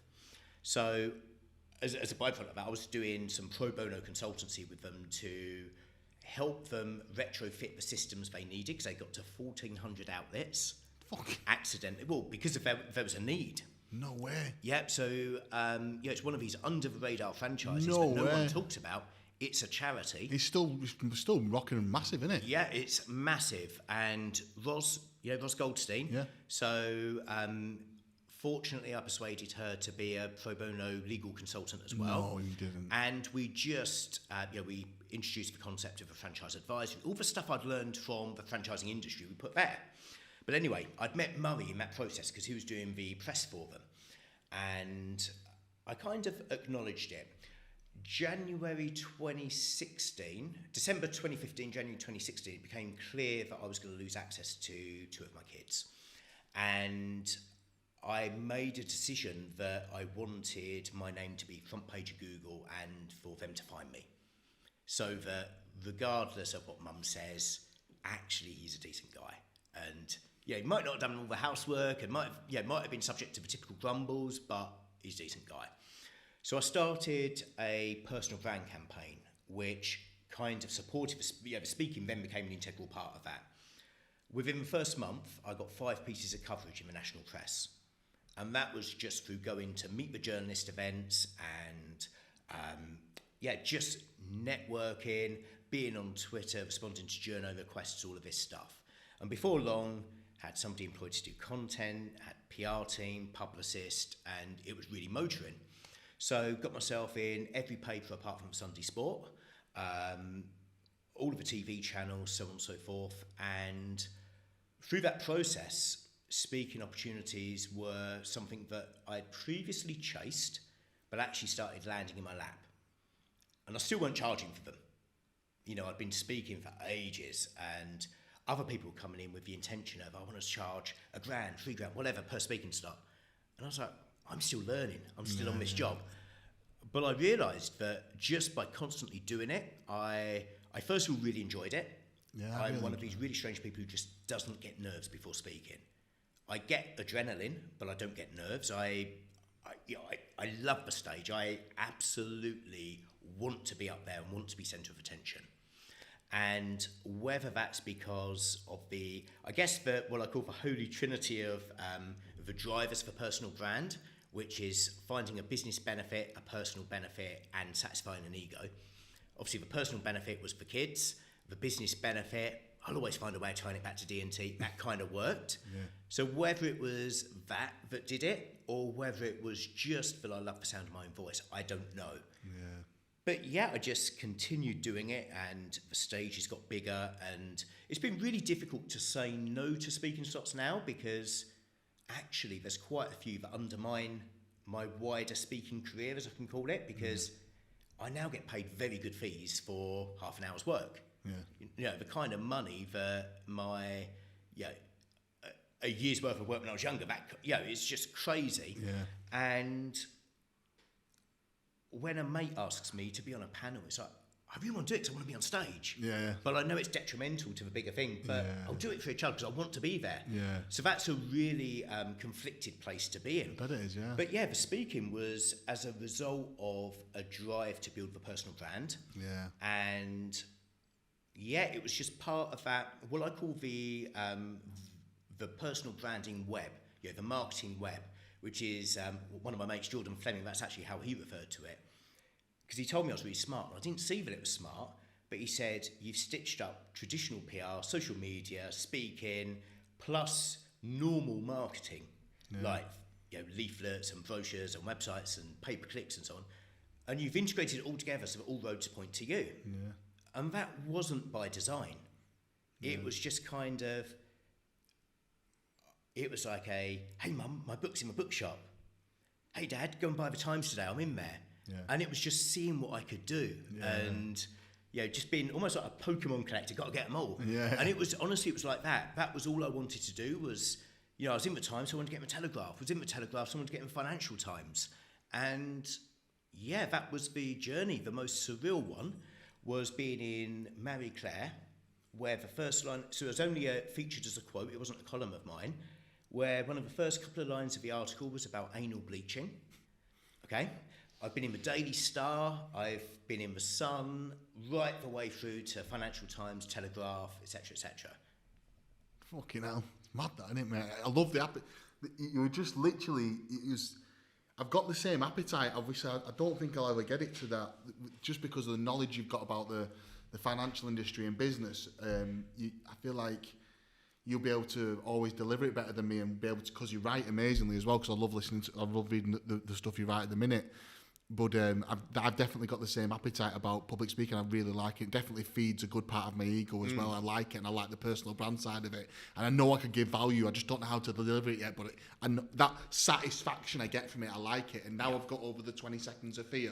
I can get on stage and I get the adrenaline from it. And that's so good to see, because I know where you were before. Yeah, if you don't mind me saying. Yeah. I'm sure you'll edit that out. And No, leave but it. I know where you were. And the thing with speaking is, and as a professional speaker, you're never supposed to admit this, but I still don't see myself as a professional speaker. Yeah. I still see myself as someone who's willing to grasp each and every opportunity to be heard. Yeah. And again, I don't know if that's because I still want the name to be top of Google and so on, so the kids can. I don't know, but the thing that really drives me, and it's selfish to say this, is the audience feedback. Yeah. And that's why I hate Zoom meetings and Zoom webinars and all of that, because you can't see what's going on. I much rather be in person and absorb that environment. That fires me up, and the bigger the audience, the bigger the venue, the better I deliver, I believe, based on that feedback I get. It's a positive reinforcement. Yeah. Now, as a professional speaker, you're never supposed to say that. It's supposed to be about the value you give them. And that's possibly the trickiest part of speaking, is finding the right value for the right audience if you don't have a chance to speak to them before. Yeah. So one of the things I always do at any speaking slots is speak to some audience members before to ask them what they want to get out of it. 9 times out of 10, that takes my talk, which was going to be here, and it takes it right over here on a tangent. And that's very deliberate, so that the audience feel heard, they feel loved, even if I'm just referring to, Julie over here has asked me to, or whatever. It just gives them what they want rather than me pitching or delivering what I want to deliver. It's, mate, like literally the last expo we did, Kay did it with me. I know I pay for them slots and it's nowhere near the scale you do, but having the opportunity to speak to a couple of people who sat down did exactly the same thing for me. I talked a little bit more and I referred to a couple of people in the audience because it led me to, I still got the subject and the topic out, but it gives you that, I don't know, ammo to get out. Even if you feel like you walk off stage and you've answered 2 questions, at least 2 of the audience have listened to it and got something out of it. Exactly. And the audience love meeting the speaker, but also on the flip side, you get your chance to test your voice acoustically in the room. So by going in and speaking, you can very quickly tell what it's going to sound like through a microphone. Are you going to have to project your voice? Is it worth walking around and so on? So it helps from a reassurance from that side of things. Some other bits and pieces that I do. I mean, you've mentioned that you do the same in terms of speaking. I never pre-script my talks because if you go off on a tangent, that can send you into a pit of despair and you don't know where to go if it's gone off script. The thing is, you are always going to do, like, look at this podcast. Exactly. Like, we always get, so like me trying to do that and you trying to do that, it's only going to come back and bite us on the arse. This is it. And just remembering that it's a chat about something you know about with people who want to hear it, because otherwise they wouldn't be sat there. Yeah. Just knowing those 2 things are the kind of things that can drive you through any talk. It's not about stagecraft. It's not about whether you've got notes or not. It's not about how well you deliver. I like to think I do all that stuff well, but actually it's just about having a conversation, but being comfortable standing up and having that conversation rather than sitting down and having it one-to-one like we are today. Yeah, it's that 20 seconds of fear. Once you get past that 20 seconds of fear, now I'm like, I was going to talk to you about it, an appetite for just a bit more structure to how I deliver it. I never want to have the presentation, but I just want to talk to you about like this and this, and just having a bit more structure so it lasts a little bit longer. But that's only because now I've got over the fear. I want to just get good at it and work on the craft of it a little bit Definitely. better. Yeah. So I tend to work to the rule of 3. So whatever length the slot is, I mean, one of the amazing things about the speaking world is the more you're paid, the less time you get to speak. It's really surreal, but you'd have noticed this, but a keynote speaker is normally 25, 30 minutes. Yeah. But then a breakout workshop where, you know, it's often people try and get people who can pitch services in, so they don't pay them, or it's a few £100. They go on for like an hour and a half. So that's a really strange thing. But whatever the time slot, I divide it down by 3 and use that as a framework to try and work out a audience journey. So whether it's to provide context, provide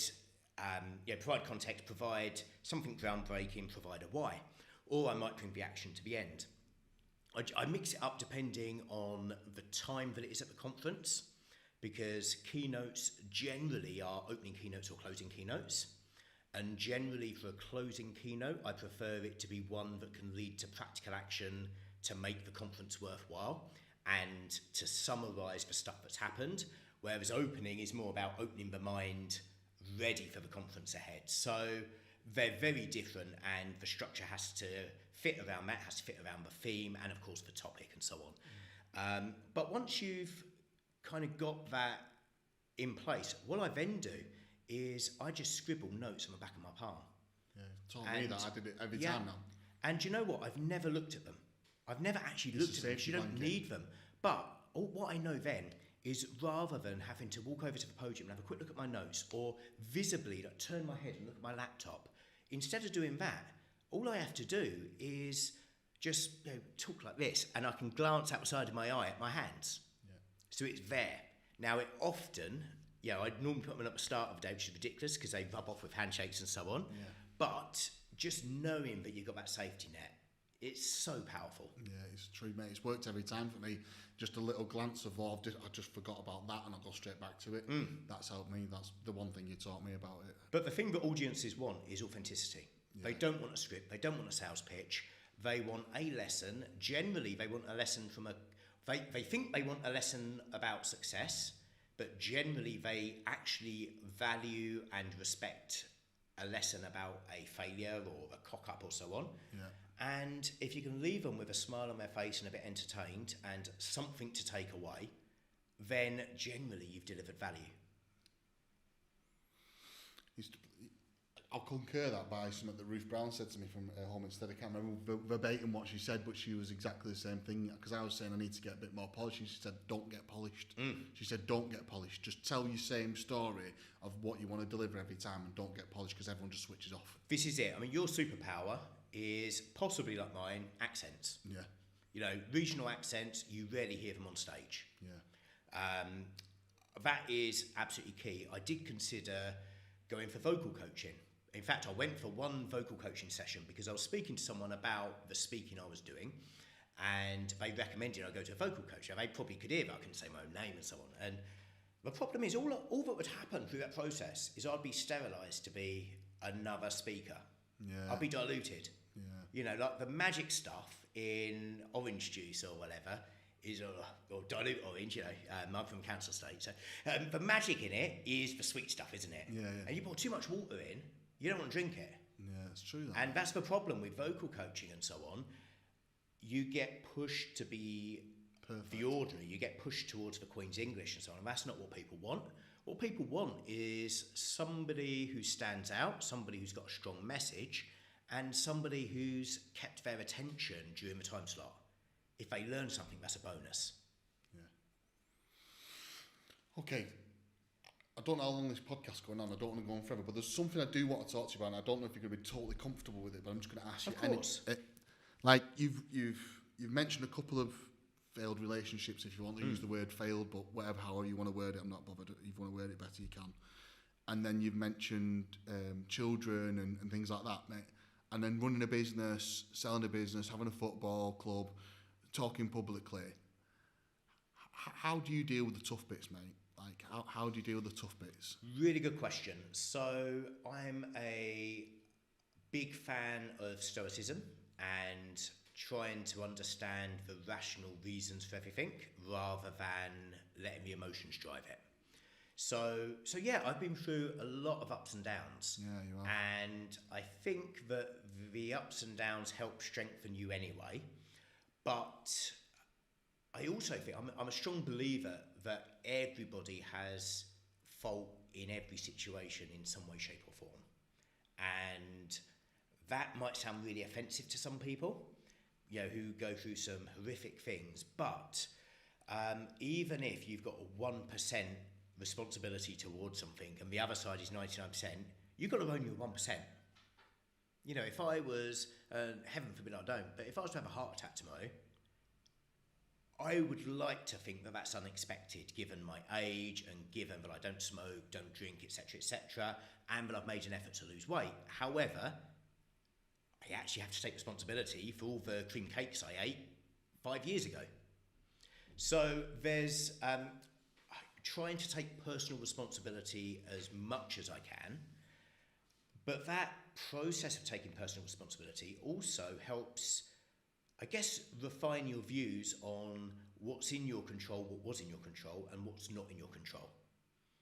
And when you understand that, and you understand that, sometimes life deals you a bad hand, and there's always better hands, but there's always worse hands as well. Yeah. I could have been born in one of the 95% of countries that has less opportunity than the UK. Now, 95% is a stat off the top of my head, but it's probably right. Yeah. I could have been born during a war.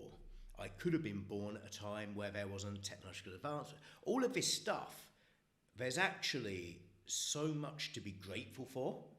And, the most important thing to be grateful for is the breath that you're taking at the moment, because that's the only point in time that's real. Yeah. I read a fantastic book. I didn't get all the way through it. I'm embarrassingly for an author, I struggle to read complete books. Yeah. But it's Eckhart Tolle, the power of now, and it's all about the fact that the past is dominated by either rose-tinted memories or regret and guilt.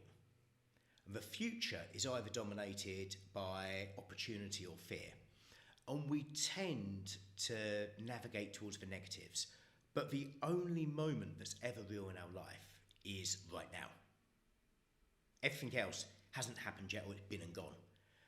And understanding that, and understanding, I guess, your place in the whole tapestry of life, kind of helps you be in a position where it's not about looking back at what's happened, but it's about, right, what actions do I take today?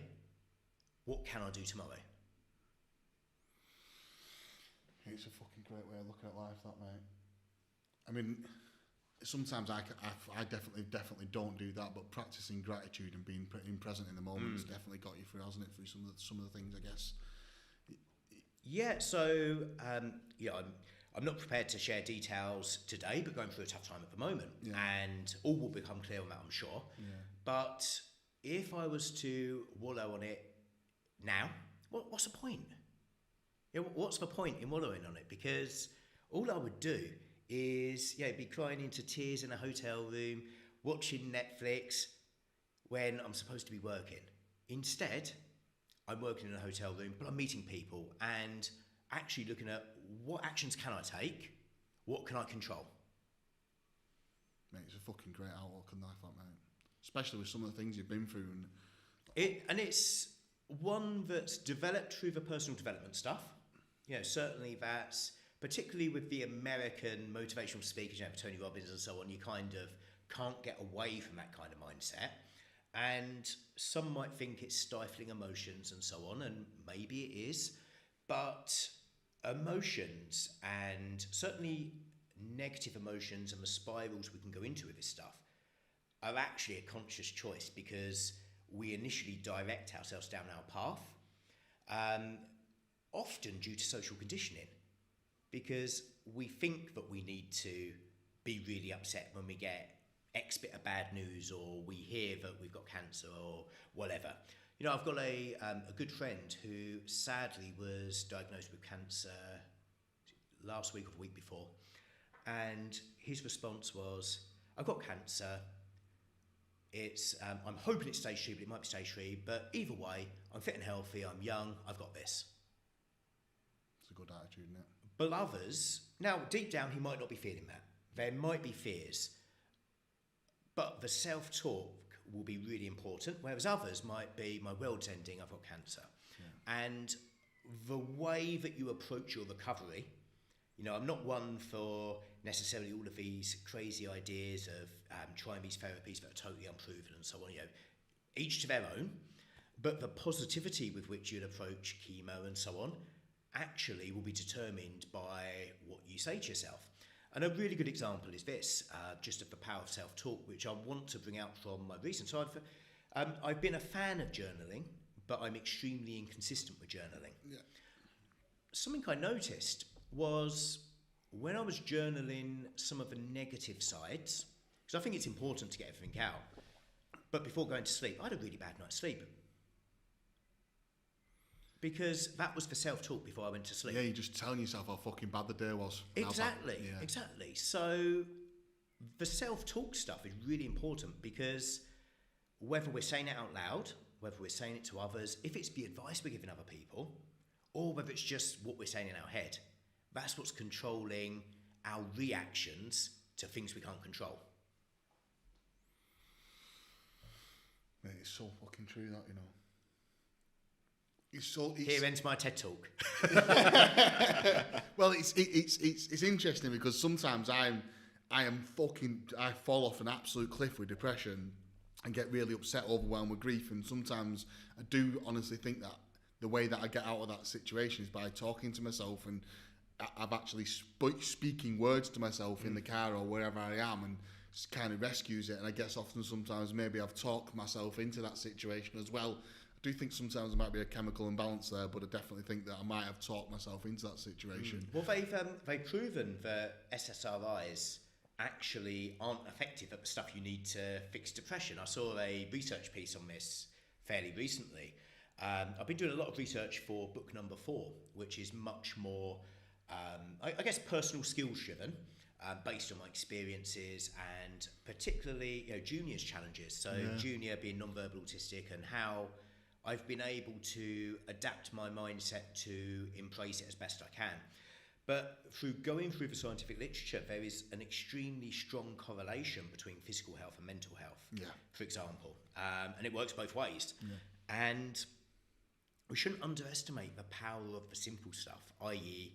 what comes out of our mouth, what we put into our mouth, how much we move and so on, and the impact that can have. Because if we give ourselves permission to be miserable because society expects that, and it's important to be miserable if you're really feeling that and it really builds up. It's important to have that outburst. You have a cry. Yeah, that's important. I'd never say suppress that, but don't make yourself think that you have to do that. Yeah. And if you try to divert that process as much as you can, much in the same way that if you touch a hot kettle, you're going to get burned. Yeah. You wouldn't hold your hand against it. No. So find ways not to put your hand against the kettle.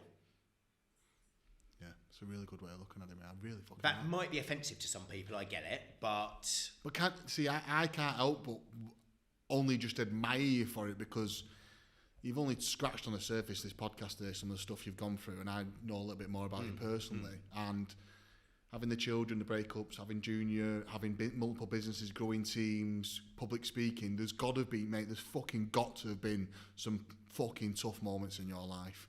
One out of fucking doubt. There will have been some hotel rooms, there will have been some homes, there's will have been so much shit.